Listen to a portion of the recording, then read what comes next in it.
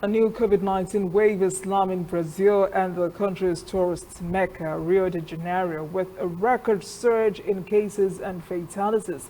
But amid the grim news, one of the city's hillside valleys has leveraged the pandemic into an eco-tourism success story that is benefiting both residents and visitors. Correspondent Lucretia Francio reports. A perfect day for a hike.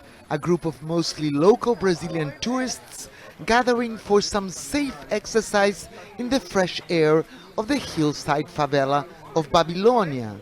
Paying about $2 per person, these tourists have become a newfound source of income for the favela. What they are about to discover is a hidden treasure just behind the steep steps of this concrete jungle. A lush tropical forest, full of cool air, dense vegetation, bird song, and wildlife. Adriano Paraíso, a guide and activist, says the idea is to offer an alternative to those who are concerned about COVID-19 and wary about entering a favela. He says this is the reason Babilônia took its name from the ancient hanging gardens of Babylon. We are here to show something people didn't know about or were afraid of. And now we are receiving about 700 people every weekend. It's been great. And the trail opens up to some pretty spectacular views. Hikers are surrounded by an urban, seaside and forest landscape that is among the most breathtaking in the world.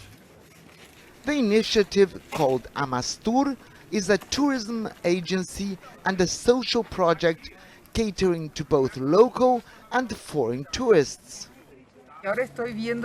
Now I am seeing this side of Rio, its nature, so close to the city, just a few steps away, and the views are beautiful. It's a sentiment that Amastur hopes will pay off big in the future. The tours will continue after the pandemic ends as a way to demystify the perception of favelas as only dangerous places and provide an incentive to preserve its green areas.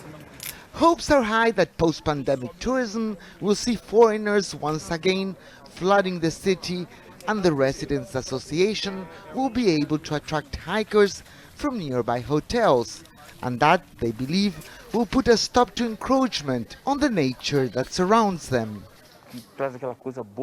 This green forest brings so much well-being and is giving jobs to the youth and helping Babylonia's Residents Association survive in these difficult times. We think it will be even bigger after the pandemic.